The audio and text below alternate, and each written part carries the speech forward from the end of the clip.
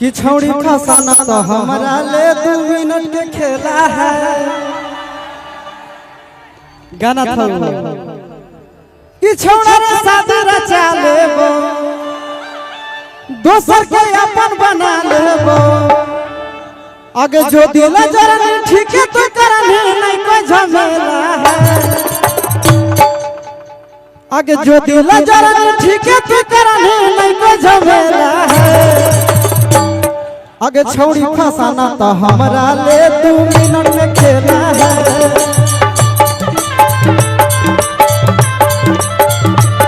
आगे छौड़ी फसाना तो हमारा ले 2 मिनट में खेला है।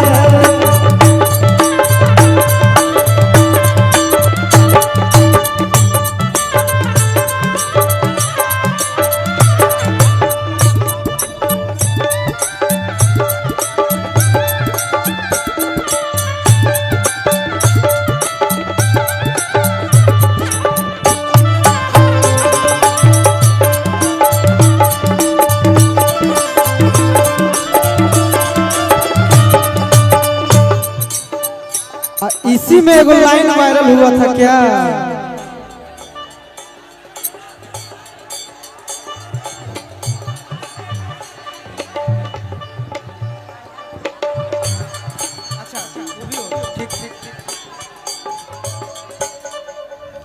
कि कुंवर के छोड़ के भी हल की लाइन मारो।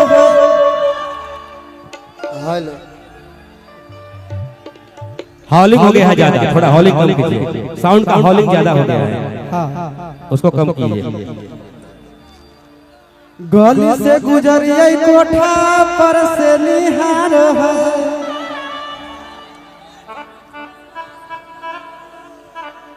बाप रे चुमल हे बाप, तुम मार कर में भी की हो। लेकिन कि छौड़ा हमर शादी लगलो बैंक के पियो से। अलेल बतियावेले न मरवा तो जियो के। तो जय भी तो जोगे ये सकार पियो से। अब मन करो नहीं हमार लियो के।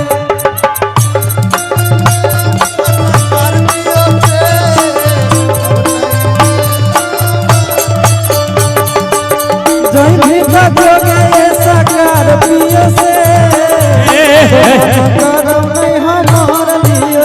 ये ठेका ना, उहे ठेका लगाओ, उहे लगा क्या हुआ, उड़ा क्या हुआ, उड़ा क्या, उड़ा क्या हुआ। हाँ आवा भाई, उड़ा क्या हुआ, ठेका। इसके बाद बड़ी अच्छी कलाकार लोग पड़ी हुई है यहाँ पर। जी जी रानी जी हैं। और मैं चाहूँगा सबों को टाइम मिले और कलाकारी दिखाने का मौका ए व्यास शुरू कर कि चुप चुप चुप थे भैया। आगे देख लियो चाहिए हलकन ले। आगे देख लियो चाहिए छौड़ा चुप चुप चुप।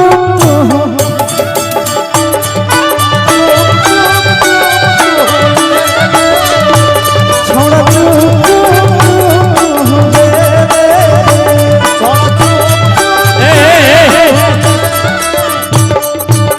रुक जा, रेल बना ले।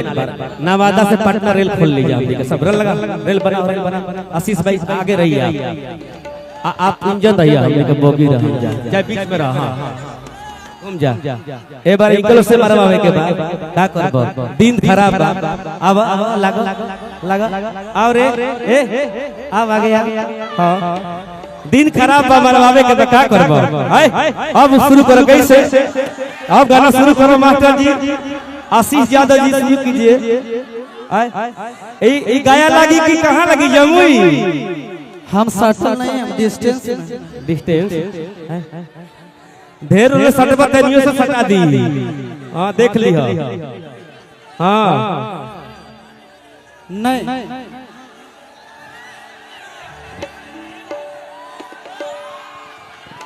आगे बढ़ना है धीरे धीरे बीट पे। आइए ब्याह जी गाओ। आगे देख लियो चाहिए हलकन ले।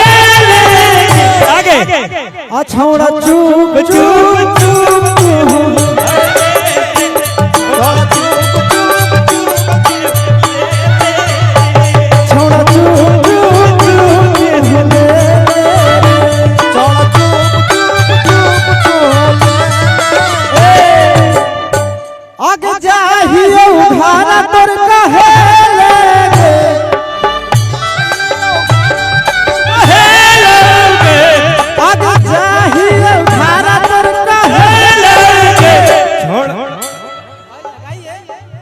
छोड़ा चुप चुप चुप के होले